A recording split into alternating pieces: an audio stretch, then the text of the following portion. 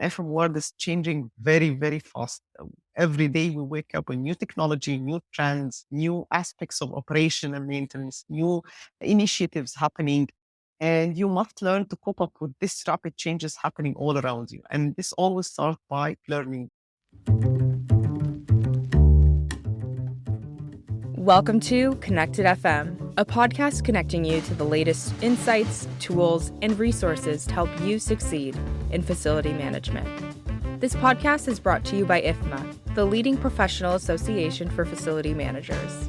If you are ready to grow your network and advance in your career, go to ifma.org to get started. In this episode, Lauren Kruger sits down with Heba Kamal, FMP, IFMA Instructor, and Country Manager at Tabreed Egypt. Together, they discuss what is shaping facility management in the Middle East, investing in FM training, how we can leverage facility managers to solve regional problems, and so much more. Now, let's get into this episode.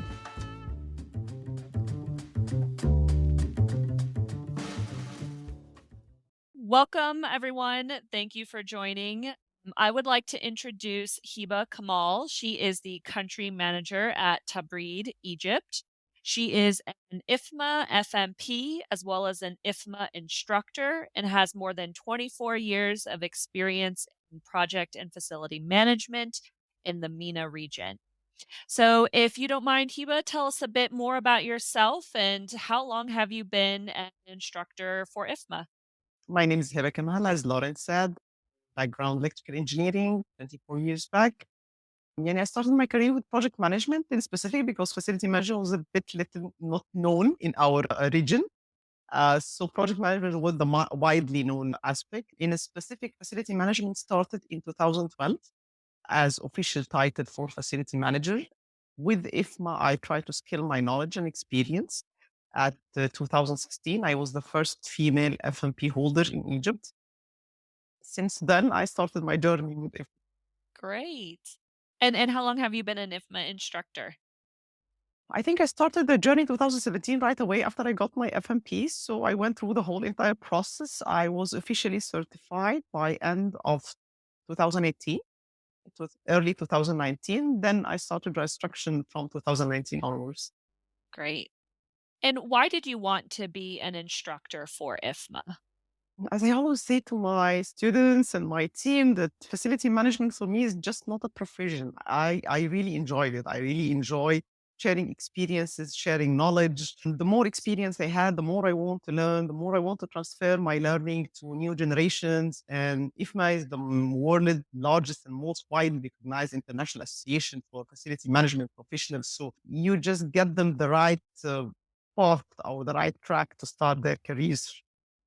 And you mentioned at the beginning, that facility management was not as well known when you first started out. It was the project management side, and it's evolved since then. And how is the concept of facilities management changing over time, and what role is technology playing in? FM rapidly grown in the past 10 years in the Middle East and in Egypt in specific. With more training, we can expect this position to gain more respect and be rewarded accordingly.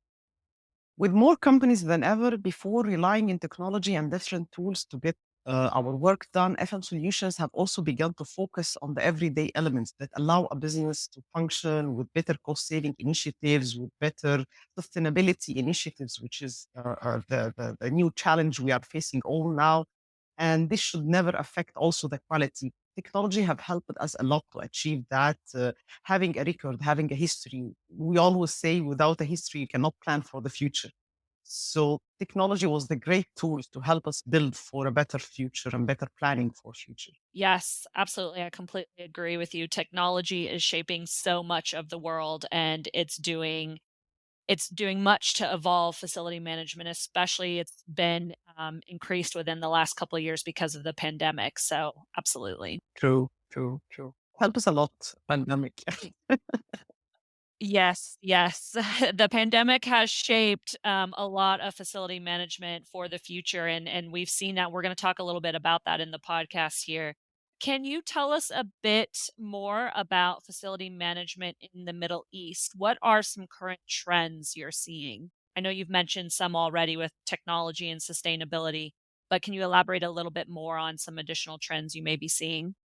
FM in the Middle East a few years back was only limited to operational maintenance and housekeeping, and those functions was not under one umbrella or one department. It was distributed between the administration departments in the demand organization. Even service providers themselves were distributed between ON and soft services, as we name it. And nowadays, I start seeing complete FM departments involved in the asset management and the project management, budgeting and financing, and become the source of information for any organization while they plan their capex, their investment opportunities, and play a major role for the cost optimization, sustainability initiatives for all organizations, either in demand or from the FM service provider itself. So nowadays, FM become completely different than, let's say, 10 or 12 years back in the Middle East. Yes. And much of it has been driven by kind of FM as the service for these providers. So Um, FM service providers worldwide appear to have big challenges, economic pressures in the future right now. Inflation and supply chain demands have resulted in client needs to reduce budgets, but still receiving the same world class service, industry standard level for FMs. How can these FM service providers in the Middle East counter some of these challenges? As we always say during our course, that the major sacrifice budget is always the FM budget, because whenever they are thinking of cost saving, they will only always jump to the support function, starting with the facility management, seeing it as a only cost consuming department in the organization. But I see that facility management is a great tool, and when it is combined properly with technology and systems, we can achieve the difficult balancing between the cost and quality. You will always hear the terminology that I need the best services with the lowest cost, and it's a very difficult equation to have, because you have to sacrifice something. You have to sacrifice the quality, then the scope. The concept of asset management itself in FM is the start. And when proper asset management is introduced through FM services, we can result in operation optimization and more operation sustainability, which will result in reduction waste, not just waste of the standard terminology of waste, but waste in resources, waste in time, waste in systems and process and different resources. And this will definitely reduce the cost by average of 20 to 25% straightforward. Yes, absolutely. Yes, that's a great topic to hit on, looking at where and reevaluating where unnecessary spending is located. So yes, I definitely agree with you. Another challenge that these FM service providers are facing is the availability of qualified manpower. Are there enough trained and skilled professionals in the region to meet the growing demand for FM services? With the lack of skilled workforce, many FM service providers are engaging in partnerships and acquisitions to pool talent and deliver long term contractual obligations. In Gulf for several years before I came back to Egypt, it was early introduced, and they early know about training, and they early know about standardizing the FM process and FM learning and development. But in Egypt in specific, I found it a little bit non-mature. In a little bit, people are relying more on their individual skills and individual experience they gain by time. But recently, I start seeing that there is growth happening now in many skilled professionals. A lot of people now are going to learn the fundamentals and learn the standards of the provision itself before just not relying on their expertise. And still, comparing to the population number, we still need to increase and train more skilled professionals to meet the high growing demand of FM, which I start seeing now in Egypt happening growing. And one way that some of these FM service providers may be able to stand apart from the many others in the market and fill these employee skills gaps is through investing in training. Do you agree with that? Fully agree with that. A facility manager who's well trained and certified, either he's an FMP or CFM, can support the FM provision by guiding new FMs for continuous learning and development for their knowledge and skills, help organization also to standardize their FM through proper process in the day-to-day operations, as well as allocating budget for the FM credentials for their staff to keep them always up to standards. And thanks to IFMA, they have different models, not only talking to the experienced facility managers or who are very well experienced, like if we're going to the CFM, but also there is the essentials of FM, which talks to the new grads and the fresh grads and whoever entered the field without proper knowledge. Yes, yes.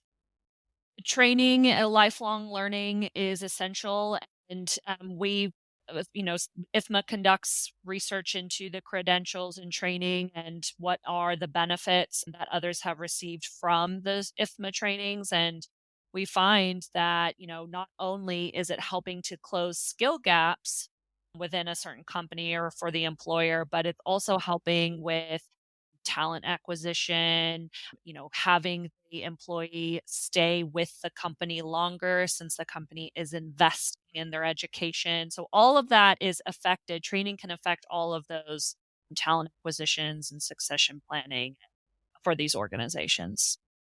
Can these organizations leverage those opportunities to solve regional and global challenges within FM?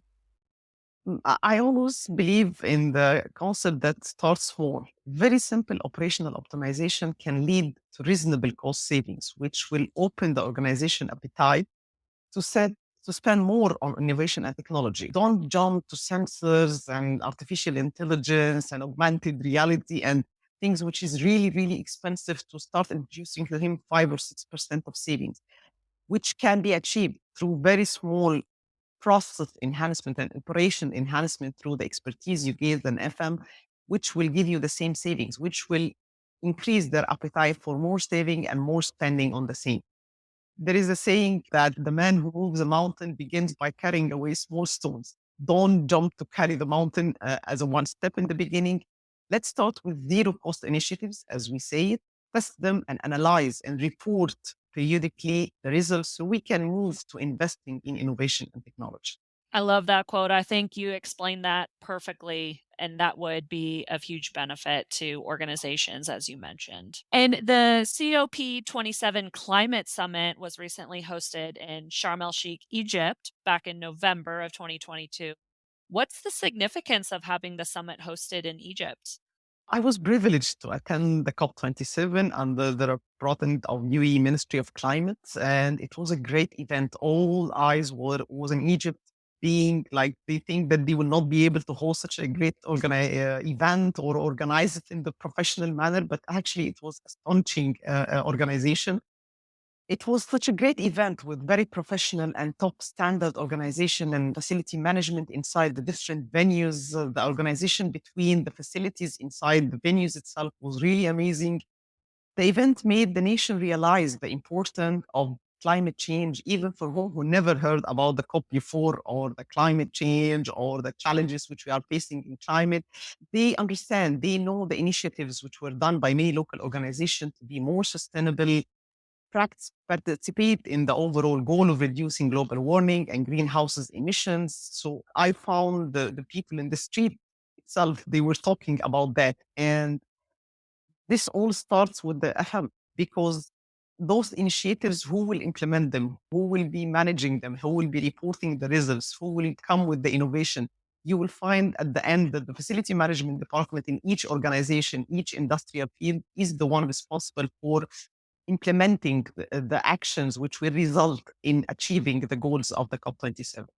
I know that UAE is hosting the COP28, which is also a great event to happen, inshallah. And uh, this opens a great eye on the FM provision as well. Yes, and we've talked how, with the pandemic in the past couple of years, it's shaped so much of FM and technology. And another competency of IFMA's, and one that is front of mind for the majority of the world, is sustainability, and how facility management can greatly affect sustainability. So having these climate summits in the Middle East especially is putting a great spotlight, because a lot of companies in the Middle East are somewhat leading the change for sustainability as well. Regulations also, I'm expecting very soon that this will be regulated. So it will not become an option for us to be sustainable. Yes. And to go back to, some of the skills gap we've seen, we've talked about technology, we've talked about some challenges with talent retention and the skills gap, sustainability. There's so much for facility manager to credentials becoming a requirement for job postings because of, the amount of knowledge they need to know. They're looking for credentialed and skilled professionals. Recently, I start seeing many of the FM job postings that have the FMP as a mandatory or as a condition to apply for the post itself. We used to see that in the project management, that you used to have, you must have some certain of credential in the project management to be able to be a project manager. Now I see that happening also with the FM, which is very good indicator that the market has become mature when it comes to FM, and they want only to hire whom are having the right skills and credentials to prove it. I always say it is not only credentials, because sometimes I face some students, I'm here for the certification. And I keep telling them, you are here for the learning. Certification only will not help you. If you just strive to get a certificate without proper learning, without reading the book, without doing the assignments, without just going deep into that, you will just hold a piece of paper without getting the benefit and the beauty of the certification itself.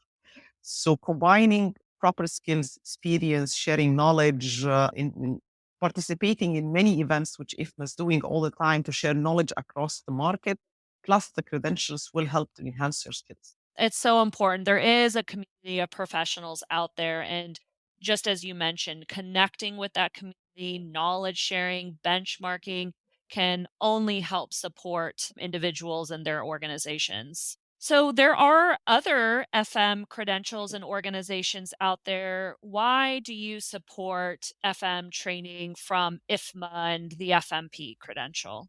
When I was taking the FMP course to get my FMP credential, FMP taught me the international standardization for FM in a very objective way, not just theories and methodologies and essays and I don't want to compare with others, but actually the objective way of taught the FMP itself is very useful to everyone who's learning facility management.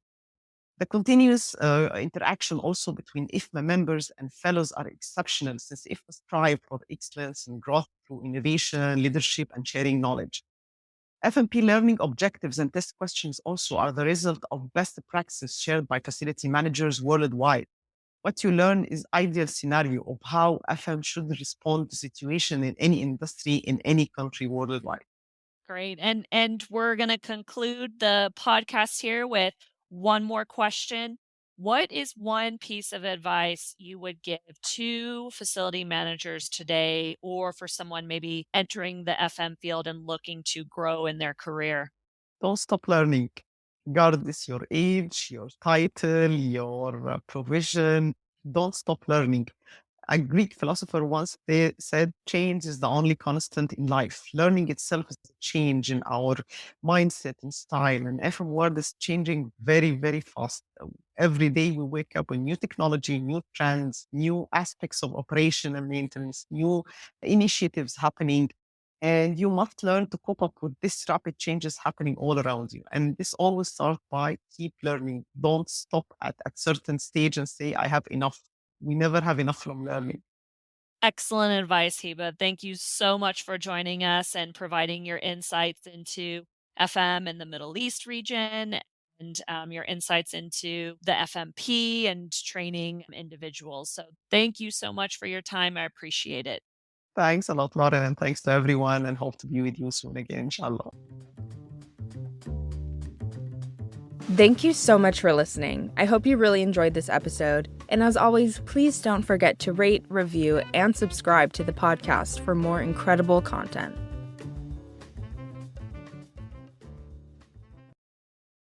Do you know an FM, organization, or project that deserves recognition for exceptional contributions to the advancement of the profession and association? IFMA's annual awards spotlight the outstanding achievements of members, chapters, councils, communities, and partners. Nominees are scored individually across a variety of category-specific criteria by industry experts.